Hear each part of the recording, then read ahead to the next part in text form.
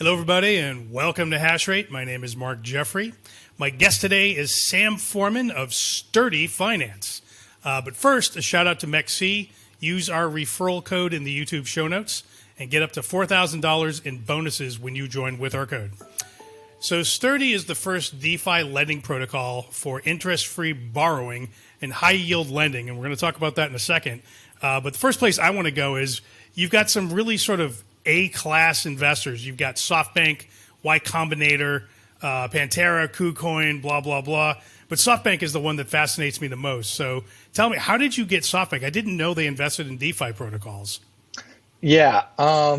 So this might be a somewhat disappointing answer, Mark, but we were raising back, I mean, this was like maybe March 2021, something like that, right during Y Combinator. And at the time, we were kind of pivoting around. It wasn't even clear yet that we were exactly going to do something in DeFi. But yeah, this wasn't out of like their vision fund or anything like that. This was out of a smaller seed stage fund that they run. So yeah, at the time, we weren't like totally committed to building in DeFi yet. Yeah, we they've been super supportive and have been a great partner to have. So how long ago was this? Like, how long ago were you in Y Combinator? And yeah, tell me. Yeah, walk so me we through that. finished Y Combinator around April 2021, and then we're kind of like pivoting around that time, and then really like settled fully on Sturdy around August 2021. And had SoftBank already invested by this point?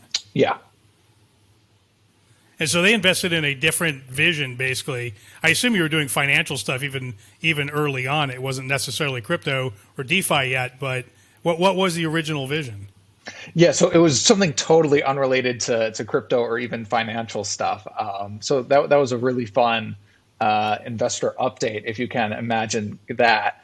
But really, what it came down to was like my background is in cryptography. I'm kind of like math CS guy.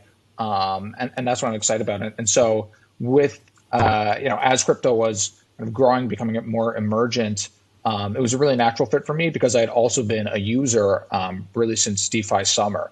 And so it was kind of just looking at something that was like, like I'm actually a user. I can relate to users. I understand kind of who they are and what they're looking for. And then B, that I have the technical skills because I'm a developer.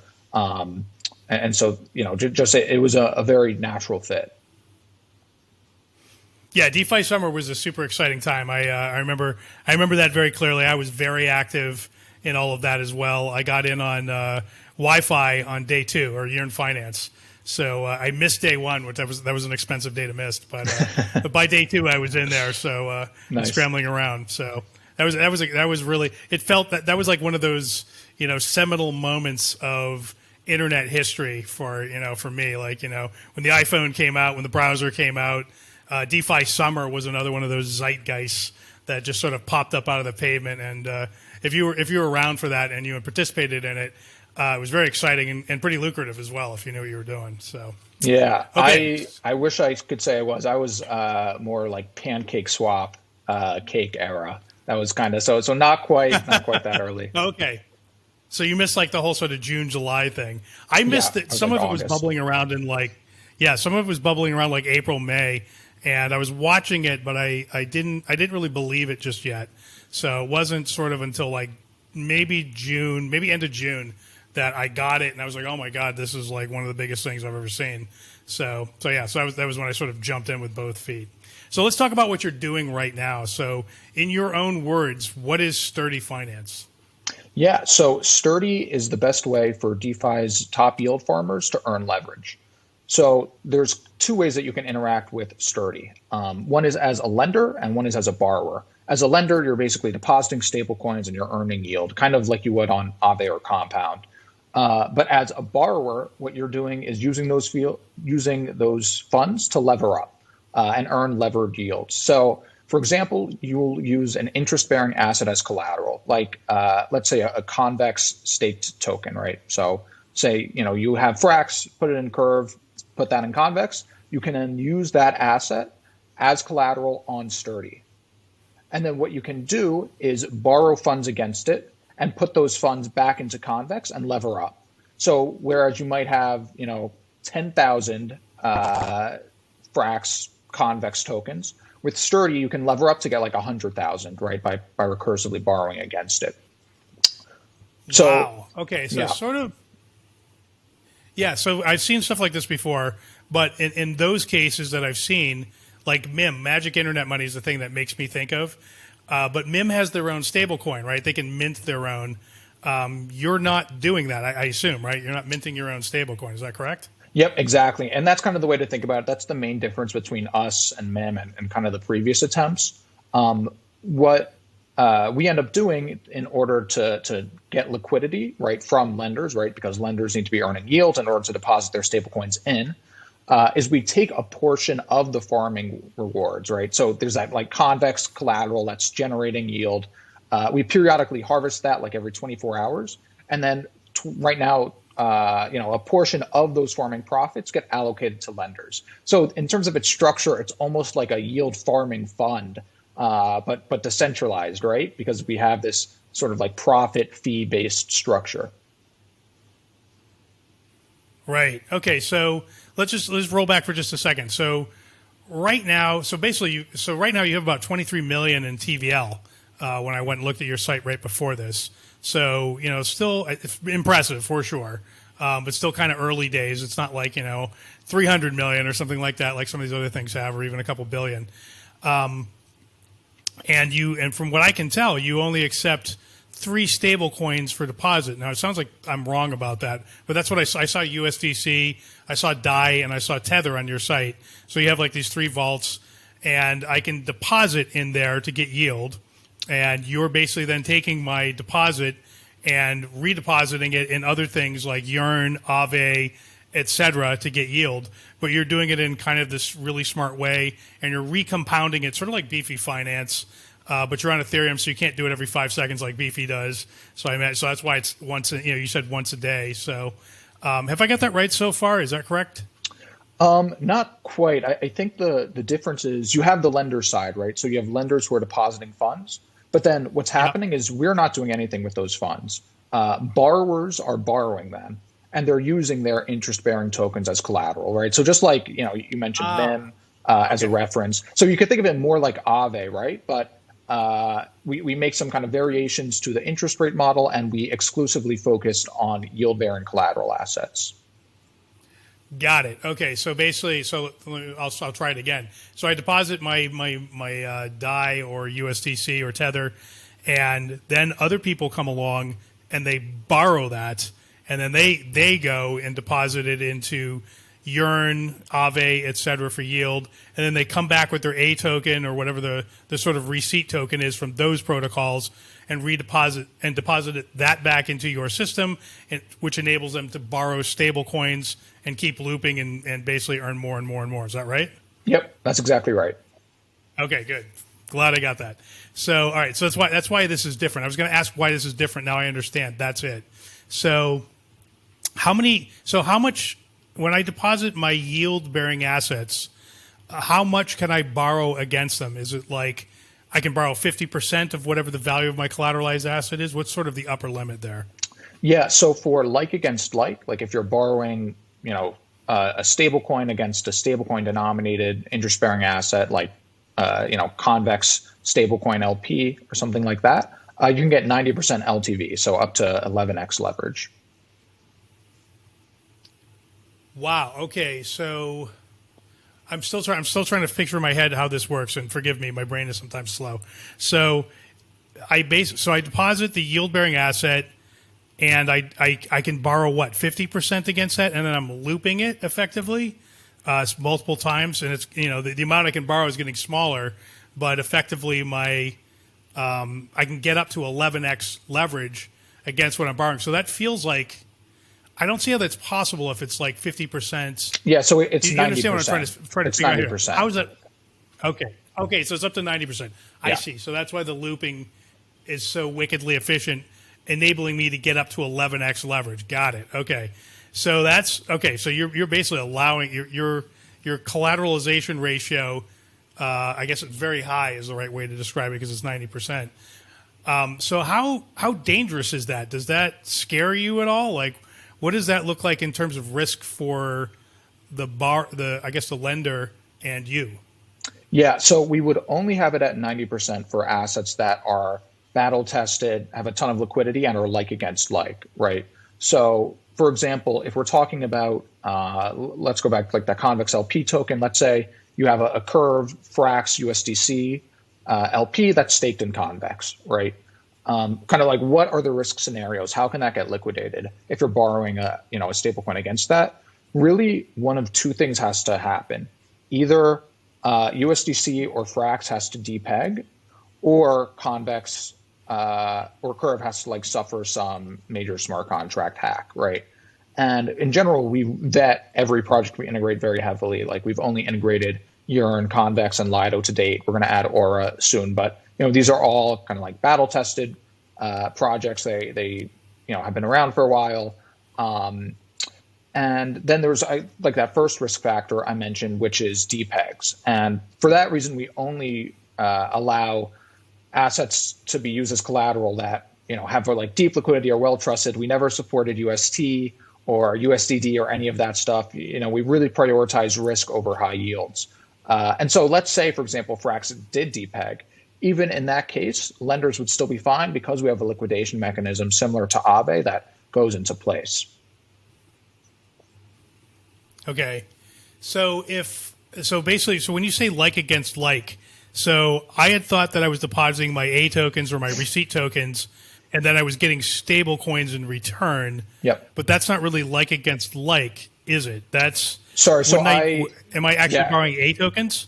No, I should have been more specific. Yes. I just mean you're borrowing like a stablecoin denominated asset against a stablecoin denominated asset, right? So it's like you're depositing, let's say, like a USDC and borrowing USDC or like DAI, something like that. It's just normally the way you get liquidated on a lending protocol is because the price moves against you. You're borrowing USDC against ETH or something like that. And with Sturdy, that wouldn't happen for an asset that has a 90% collateralization ratio. Got it. Okay, because basically you're only dealing in stable coins. Right. That's really what's allowing you to do this kind of 90% collateralization ratio and do it basically risk free. The risks being somebody gets hacked, Tether depegs for whatever reason, and who knows if it will, but it could, and hopefully it won't. It hasn't to date, so not really. So okay, so on your site, the returns that sort of it reports across the board is it's saying 4.3% returns, but that's really not true. I mean, it's much, much higher than that, isn't it? Yeah, so that is only on the lending side, right? That's sort of the passive, easy way to interact with Sturdy. If you go to the deposit tab, you'll see there's these collateral assets. And actually, I don't know when this video will be released, but we're upgrading to a new UI that will have this displayed much better, much more cleanly. You can check it out now at beta.sturdy.finance. But the max APY for like the leveraged yield farming, where you're using an LP as collateral, is about 18% for Curve to USD Frax BP. So that kind of gives you a flavor for how how high the yields can get if you're sort of being a borrower. Well, that's pretty amazing because I mean, back in the day, on Anchor Protocol and UST, you could get 20%, and that was like bullshit yield because Do Kwon was just cranking out more UST to give you for your 20%. That's where that was coming from. So that was, and we all knew it, and we all knew that wasn't going to go on forever. I don't think we all knew that it was going to collapse within 48 hours, but that was, it was definitely not a sturdy construction. So what you have done is you've gotten almost to 20% with a much more reasonable and realistic construction for stablecoins. So basically, you can get 18% on your stables. You just have to do it smartly, and you have basically come up with a way to do that. That's pretty fascinating. Yeah, exactly. And, there is that like additional risk, right? And we're sort of very transparent about that. Like if you think that Frax is going to depeg, that USDC is going to depeg, you wouldn't want to use this strategy where you're leveraged borrowing. even, if there's like if you're at like 10x leverage, a 10% depeg will liquidate you. And so that's just something to be cognizant of, and something that on our new UI, and actually the current UI, we display prominently is, okay, if the price hits here, this is when you'd get liquidated, right? So it's, Right. yeah, I think, just keeping in mind that risk aspect is always super important. Yeah, there's always, I mean, it's crypto, so there's always risk of, lots of things. So, but at least sort of the Celsius grade or UST grade risk is removed from this particular construction. So I like it. It's definitely really fascinating. So, I'd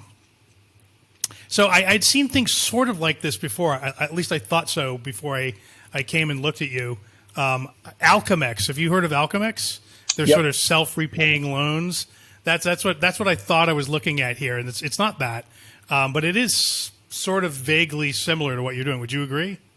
Yeah, I do. I think what makes it similar is the use of interest-bearing assets as collateral. Like they have, I think Yearn, and with their V2, I know there's more ways you can earn interest. I think probably the analogy that makes the most sense from a user perspective is Abracadabra. I think what you said earlier, because as a borrower, right, it's like leveraged yield farming stablecoins, very similar in that regard. And then it's kind of like a combination of Abracadabra and Aave almost, because then we do have that second side where you have users who are depositing into the stablecoins, which is where the liquidity comes from.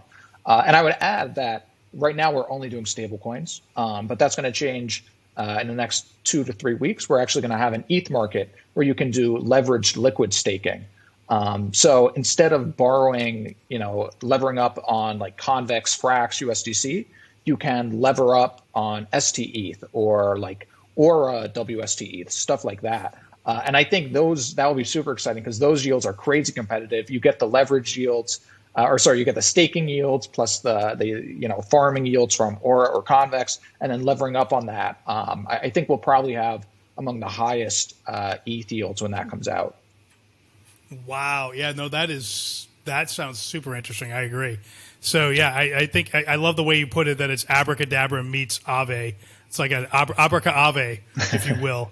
So yeah, I like that comparison. And yes, I was when you started describing it, I've played around a lot with Abracadabra and Mim, since it was born. Basically, it was kind of heartbreaking to see it, kind of get knifed in the head when the whole Daniele Sifu thing went down, because it wasn't really Abracadabra's fault, right? It was that it just had nothing was wrong with Abracadabra. And in fact, when UST came apart at the seams, and they had the degen box strategy going for UST, and Do Kwon yanked all the liquidity out of Curve for UST versus MIM. That should have killed it, right? Yeah. So you basically yanked that amount of liquidity out. That is, in fact, what killed UST. So and MIM didn't die, and it only sort of depegged a little bit. I mean, it went down to I think it was down to 85 cents or something like that. But it was so resilient and so well constructed that it came within about a week. It was right back at the peg, and it didn't die. And so what I saw was, oh my God, under extreme stress, the resiliency of this construction, it didn't really even breathe hard, right? It was kind of amazing to watch, and so it's the team didn't deserve the fate that it got when Daniele kind of, when that whole thing went down with Sifu, I thought. So yeah, and it's funny you mentioned, because it sort of was slipped under the radar with everything else that was going on. But with FTT too, they had a very similar thing where a lot of MIM was backed by FTT, and they were able to work with I guess Alameda to unwind that. Yeah, it was a huge amount. I forget exactly how much, but a very large percentage of MIM was backed by FTT, and it was unwound. And yeah, I mean, I feel the same way as you. I still like Abracadabra as a product. And I think right now they have some bad debt from the UST collapse, but once they pay that back, which I think their treasury can cover, that I think they'll be well positioned to make a bit of a comeback. Yeah, I really hope so. I mean, I'm still a fan. I still hold some spell, so I'm hopeful that they will find a way to thrive and do amazing once again. Speaking of thriving and doing amazing, so in your world, how do you become this just monster company in DeFi and in crypto? What is sort of the God scenario for you? Yeah, I mean, we want to be like the GMX for yield farming. By which I mean, if you're a yield farmer, you're like really good at it, you're profitable, and you want to just power up your yields, you'll come to Sturdy, right? And so, how do we get there? I think for one, it's just like executing on our existing roadmap. So continuing to add more assets, more markets. I mentioned the ETH market. There's no reason in principle why you couldn't do that for any asset that has yield bearing equivalents like Bitcoin, and just continuing to grow sort of like horizontally. I think potentially, kind of adding new chains like Arbitrum if they make sense for users. But overall, I think really like rethinking and improving the user experience, because right now it's going to be somewhat siloed, like the different markets. So we'll have sort of like the stablecoin market and the ETH market, and those will be somewhat separate. And eventually I'd like to merge the two once we can kind of get smart enough with collateral factors, right? Because it's, if you're borrowing stables up against a stable, that's different if you're borrowing stables against, an ETH denominated asset like an LSD. And so, there's some kind of like technical considerations there, but I think broadly, like something that has a user experience as strong as a centralized exchange or a top decentralized exchange for perps like GMX or DYDX, sort of taking that and imagining what does that look like, but for yield, right? What does that look like, but for yield farmers? That's really where I want to get to. Got it. Do you guys have a token? I don't think you do, or maybe I'm mistaken. Do you have a No, you're correct. Token? You're correct. We don't. However, we recently announced our airdrop just a couple of weeks ago, which was super exciting. So we'll probably be coming out with our token in about a month or so, initially non-transferable. Got it. Okay, super cool. To prevent people from dumping it as soon as they get it, obviously, that doesn't do anybody any good. So very nice. So I want to ask you just sort of a general question about yield. Been having sort of a fencing match with a couple of friends of mine on Twitter. And the argument goes basically, I'm a big fan of yield. I think yield is awesome, and I think it's real and it exists.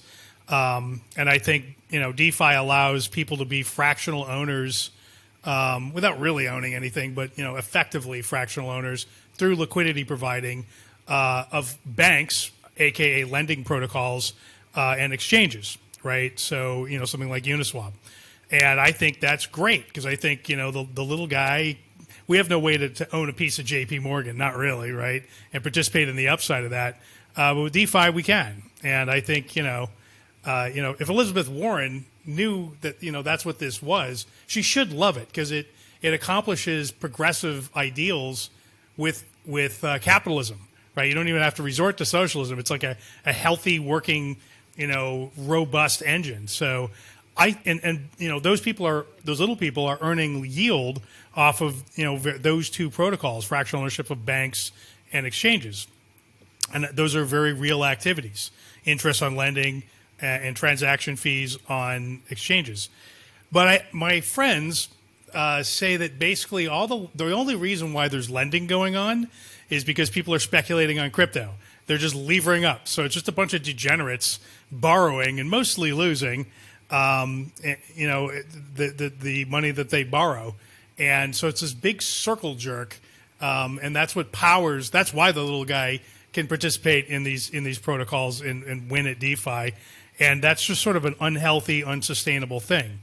Why do you think people are borrowing, and is it sustainable? And does it go somewhere that is sustainable if it's not? Yeah, good question. I think that, for the most part, people who are borrowing, right? I mean, using Sturdy, it's designed really for leverage yield farming. But if you look at the underlying, I think you put it well, right? There's sort of two main things that people are doing, right, to earn yield. One is providing liquidity to Uniswap or something, or Curve, and they're earning fees or token emissions, and then the other is like that they're using it to take a directional bet, right? So that they're maybe going lever long Bitcoin or ETH or something like that. And so I think to the extent of how sustainable that is, to me, it's not obvious why that would ever like cease to exist and be like a real need in the market, right? Like demand for leverage in traditional markets is a real thing. I think it will be a real thing in crypto for some time. I mean, we've seen it be kind of especially endemic in crypto. And so I don't think that will change. I guess to me, the more interesting question is beyond just demand for leverage and speculation and kind of LPing and things that are like within DeFi, will we ever get to a point where people are borrowing and really putting it back into, I guess, like the real world, right? Like using it for productive assets, using it to buy and finance, actual, like cars, houses, that kind of thing. And I think that is possible, right? Like certainly in theory, it's practice. In theory, it's possible today to take out a loan on Aave against your Bitcoin or something and USDC and put that USDC towards a car. I think to get there, a couple big things have to change. One is just like the safety and security aspect, right? Like it's even some of the safest protocols, right, that are most battle tested still have risks. They can still get hacked. And so I think that taking out like a loan that might take 5 to 10 years to repay, that's substantial size on any protocol, is kind of a scary prospect for a lot of people, and understandably so when you have so much risk floating around. So that's one. I think obviously some of it's like regulatory, tax treatment, that kind of stuff. But yeah, and then I guess the final thing is like, how do you get away from the over collateralized part? Because that really restricts you pretty heavily, right? And I'm not totally sure that that's a DeFi solvable problem, right? I think that kind of the nature of crypto being permissionless creates an environment where just having uncollateralized loans to parties that aren't, KYC'd and have like legal agreements and sort of have this off-chain component is extremely difficult. Yeah, no, I agree with you. And I agree that the capital efficiency of doing over collateralized only lending, it does prohibit it from many real world applications, which this would need to sort of break out of the big circle of crypto only. But I do think, I mean, my own guess on this is that, NFTs, I get that they're monkey pictures, I get that they're JPEGs, but they're art. And the art world is real, so this is real also in that same sense. So, if that is a real world asset, then it should be able to be used for borrowing, and you should be able to borrow in order to buy it and speculate on it. I mean, I guess we're still back in the speculation universe at that point, but that's not like it's an unreal universe. It is real, even in the real world. The art world is massive. And, if you're in the rich person universe, that is a major part of what people spend and trade, spend their money on and trade within. So, so I don't know. I don't know what the answer to this is yet, but I would like to see it sort of break out into things like houses and cars and, stuff like that. So, maybe someone will crack this. I think it's crackable. I just don't know. I just don't know how to do it myself. So yeah, and I next think, question. I did have. There's one other thing about that, and that just as we were talking, and I think how you tokenize real world assets is a crucial piece of that. And people have been talking about it for a while, and I think there's a lot of things that are tricky about that, right? Especially when it comes to something like tokenizing T-bills or securities. That's kind of like a nightmare from a regulatory perspective. That was one of the things that I was really interested in building early on, like before Sturdy. Like one of the ideas I had was like tokenizing T-bills and tips, like specifically inflation-adjusted T-bills. But it turns out that like that's basically a security, and if you do try to do that, you're going to be like subject to enforcement, and so you have to really like do it exactly right by the law, which is like kind of impossible. So that's the reason why it seems like an obvious win, but a lot of this stuff is like just the regulations are either really unclear or just not built for crypto, and so it just becomes prohibitively difficult to do. Yeah, that's sort of been my observation as well. So you touch anything in the regulated universe, and it becomes impossible. Like the crypto universe just does not want to interface with the existing laws, as they're written today. And anyone who's gone to Gary has found out the hard way that there is no way to play ball with Gary. Gary's just there to crunch you. So, which is bad. Like that's just not nobody wins there. That's just not fun for anybody. America loses. The companies lose, and the good people and the good companies leave America, or they create constructions offshore. So it's just bad all around. So anyway, it's good for the banks. So clearly it's bank protectionism at work here in some way. So my next question is, at the end of this month, there's a conference called Quantum Miami, and I'm speaking at it, shameless plug, as part of, I have another podcast I do with the Block Bytes guys, actually, only now, called Across the Chains. And that's sort of about all blockchains. I'm just sort of like a panelist on that one. So we're going to do a live version of the show, that show, at the Quantum Miami show. And it's put on by a guy named Harry Ye bought it. And he's a big guy in the Fantom ecosystem. Yep. It looks like you know that name. So and Andre Cronje is going to be there. So it's going to be a very Fantom heavy show, which is great because I've never attended a very Fantom heavy show before. And so this, for me, it's going to be. I'm a big Fantom fan, so I'm super happy to be able to go there for that reason alone. I noticed that you started what you're doing now on Fantom, and I looked on DeFi Llama, and it looks like your TVL was like 20 million on Fantom, and then basically it became sort of 100K on Fantom, and 22 million or 23 million on Ethereum sometime like maybe 3 or 4 months ago. So what happened there, and why the flip, and are you still bullish on Fantom?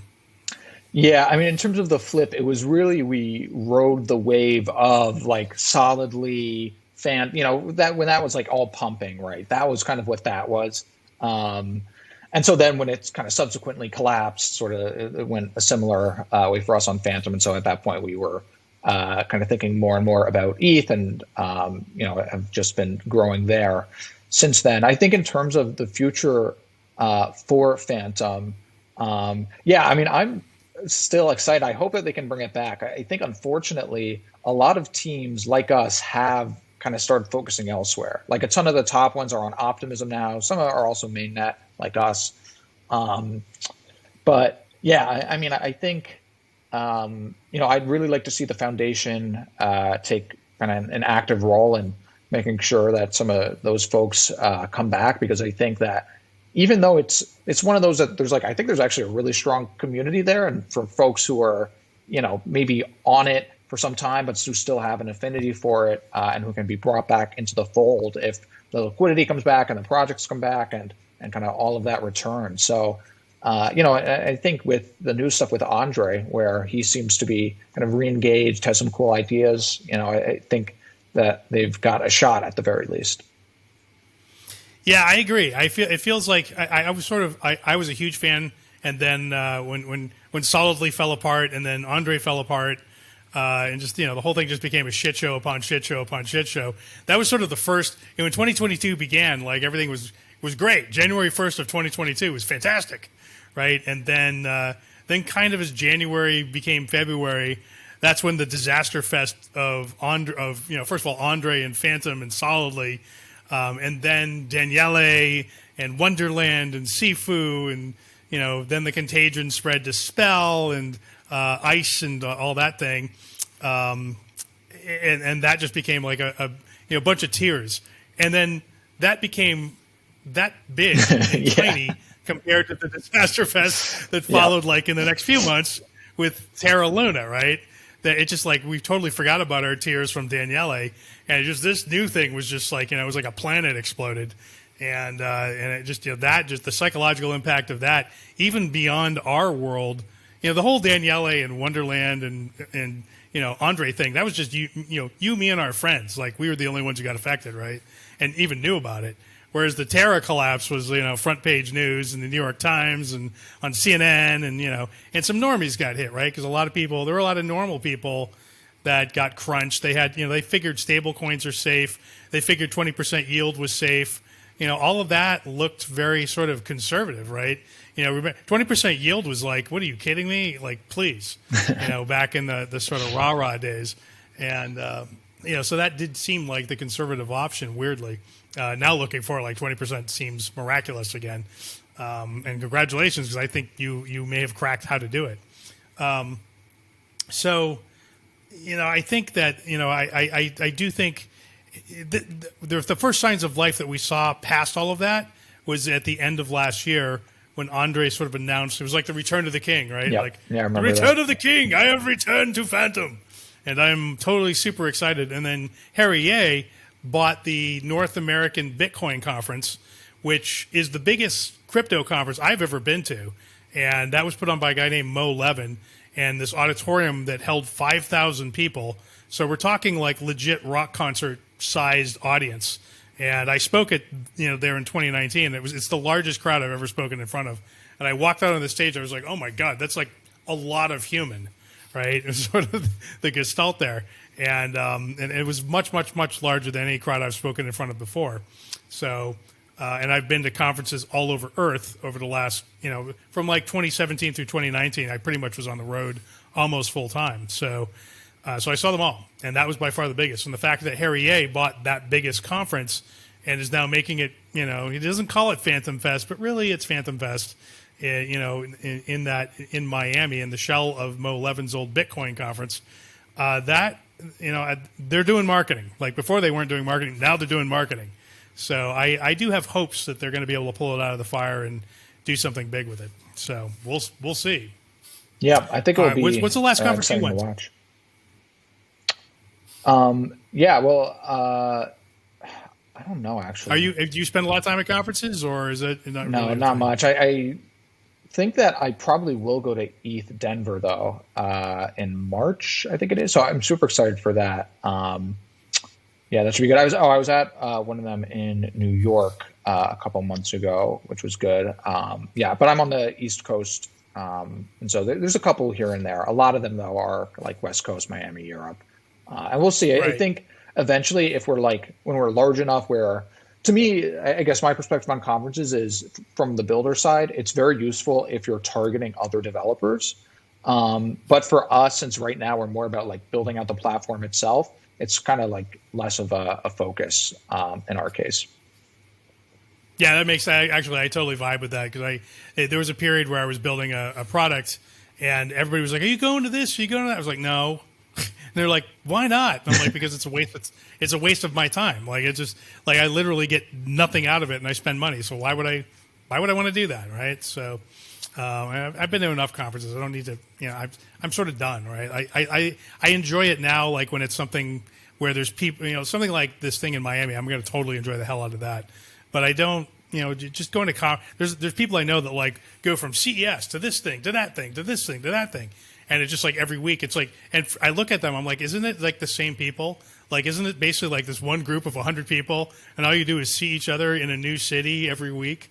Like, it's sort of what it feels like to me, right? And none of you are building anything while you're doing that. You're just sort of hanging out, speaking, saying the same things, drinking, getting drunk. It feels like nothing's happening, right? So that's been sort of my observation of that largely. So anyway. So what do you think of, before we go, we're getting close to the 40-minute mark here. So before we go, what do you, so there's a big debate now about Bitcoin and, how relevant is it still? And I saw Balaji and Ryan from, Ryan Salkus and Balaji put out a little video at the end of the year. And they were basically, surprisingly to me anyway, Ryan was basically saying, look, the narrative that he's hearing now is that Bitcoin's time has come and gone, and the new kid on the block is Ethereum, and Ethereum's going to flip in Bitcoin, and plus governments hate it because of proof of work, and so it's a stupid old dinosaur. It's had its day, and it's going to just fade, and ETH and things like that are going to take over. How do you feel about that? Do you agree with that or not? Yeah, I mean, I think I do, and just especially, my bias kind of as a developer, as a DeFi guy, all that is on Ethereum, right? And in particular, like directionally, where are things going? It's very difficult for me to envision a scenario where Bitcoin, like relative to Ethereum, becomes more important over time, and very easy for me to envision a scenario where Ethereum becomes more relevant over time relative to Bitcoin, right? And so as a result, it's like, I think just where are things going, right? What's the future going to look like? It's to me, everything kind of points to Ethereum, right? Just because you can build so much more on top of it and do things that we probably can't even imagine today, right? No one would have thought about like DeFi had it been a couple of years ago that it would be where it is today. And so conversely, I think 2-3 years from now, there'll probably be stuff going on Ethereum that's wildly different from what we're doing today and totally exceeds our expectations. Whereas with Bitcoin, it's sort of difficult for me to imagine what the developments will be 3 years from now that will make it fundamentally more attractive than it is today. Yeah, I hear you. I mean, I'm not a Bitcoin maximalist, but I probably feel better about Bitcoin than you do.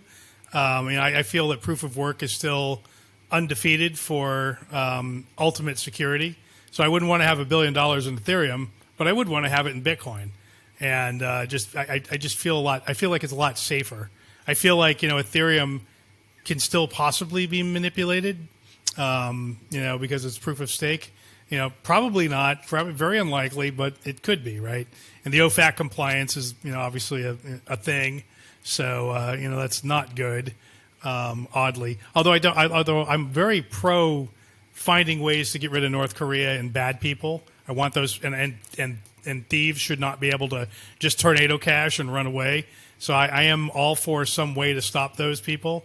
I'm just not for the ways in which those things are being enforced or contemplated to be enforced right now. So, yeah. All right, Sam. Well, that's about all the time we have.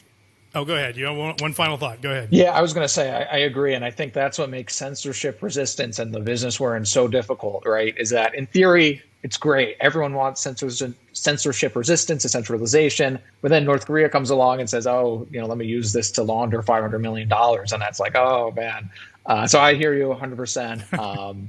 It will be good to see how it shakes out. And hopefully we will have a better 2023 than 2022 was.